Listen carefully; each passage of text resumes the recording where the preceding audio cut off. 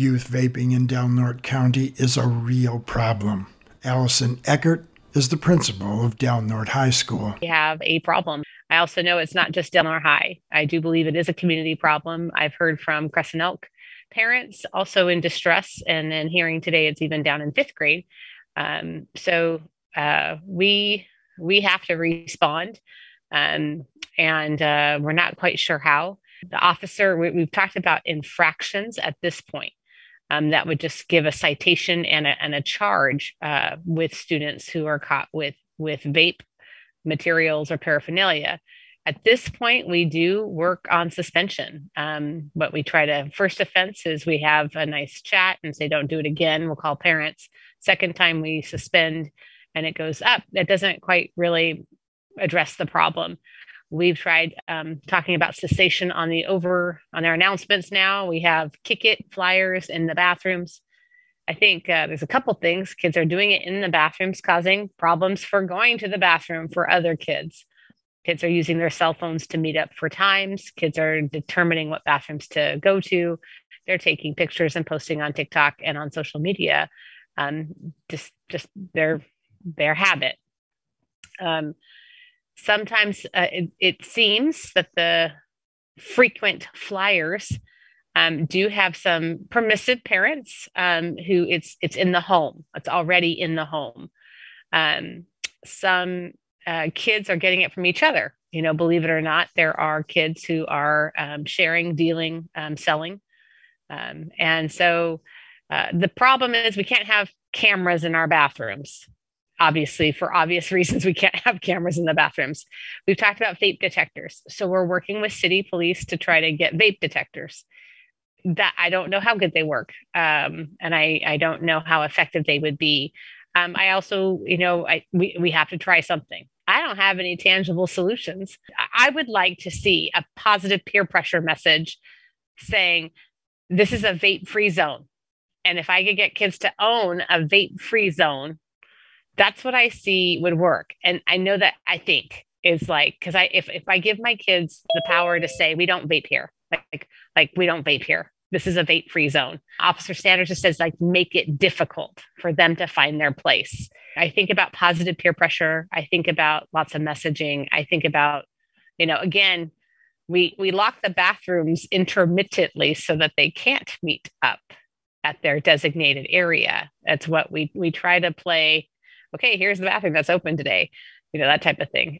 So I'm ears. I'm sorry. I don't have any solutions on this. This is a huge community problem.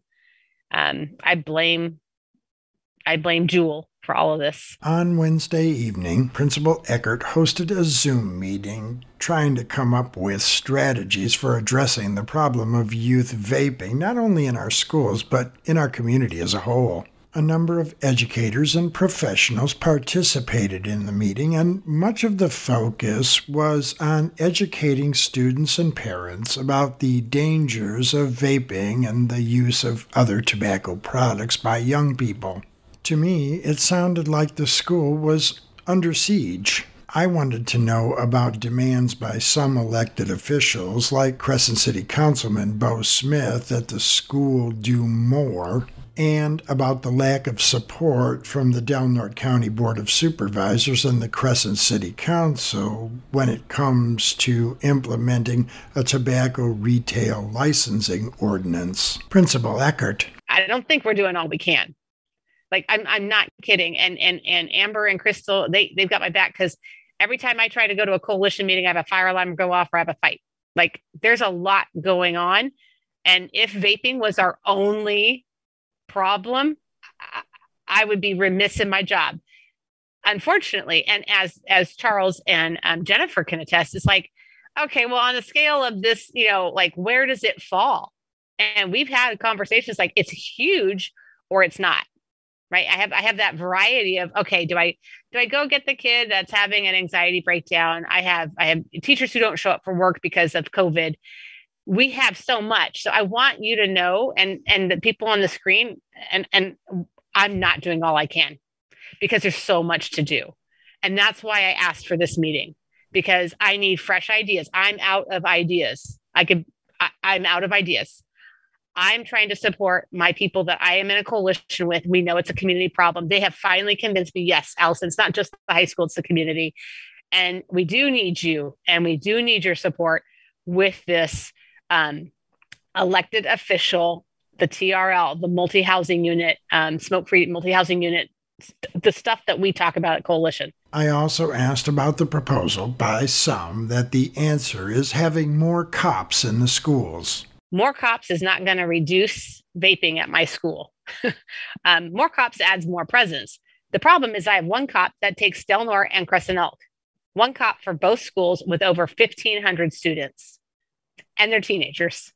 Amber Weir of NorCal for Health chimed in. The statistics on the increase was during COVID. The kids are doing it at home. It wasn't at school. Like the issue isn't because it's happening at school. The issue is because they have access to it.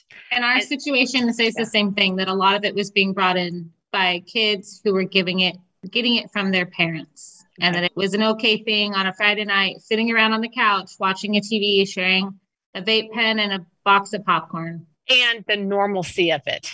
Again, the normalizing of it. The fact that if this is normal. A group of local young people formed an organization called Storm. And in addition to working with their peers in order to try and curtail youth vaping, they also petitioned both the Crescent City Council and Del Norte County Board of Supervisors, asking those two elected bodies to pass a tobacco retail licensing ordinance, or a TRL. On Tuesday evening, there was a joint meeting between the Crescent City Council and Del Norte County Board of Supervisors. The single item on the agenda was the proposed tobacco retail licensing ordinance. After 3 hours of presentations, testimonies, and discussion, City Council members and county supervisors, save City Councilman Blake Inscore and County Supervisor Valerie Starkey, shamefully sabotaged the young people's efforts to get a tobacco retail licensing ordinance implemented in Del Norte County and Crescent City. I asked about that meeting and the young people's reaction to it. Responses came from Amber Weir and Crystal Yang, two of Storm's adult allies. Crystal Yang. To be honest, they're not happy. They were very, very disappointed, pretty upset. They were texting back and forth afterwards for a while. And yeah, I mean, that's pretty much it. They're very disappointed. They're not happy with what the result was. They definitely feel like something should have been done. Amber Weir. One council member said, "I'm proud that you're being courageous. You know, I'm glad you're coming." They've spent 20 hours in the last month, going to kids, educating kids all week long, the younger ones, doing all of this education, going to city council meetings, board of supervisor meeting, and then this meeting, for them to just be dismissed again and again and again. So they, instead of talking about the actual policies that address use and access to the vaping and hearing the kids. I believe it was Karen Sanders. Is she like the head of the Republican Party? I'm just so surprised. I didn't realize that I didn't realize that it was a right and left issue, our kids with tobacco. And she went up there and said, "Good job, you're courageous, but I think you kids are being used right now." They were not happy with that comment either. He dismissed their opinions and had the audacity to believe that those kids don't have ability to think on their own. So it was hard. And I came to them today and brought them candy, and I brought them Sour Patch Kids because I felt like they were probably had a sour feeling left after last night, and then Dum Dums for them to suck or bite them off because it was Dum Dum comments, and then a Starlight Coca-Cola because they're our shooting stars. And I should have a ball because they're going to bounce back and come back and be resilient with this.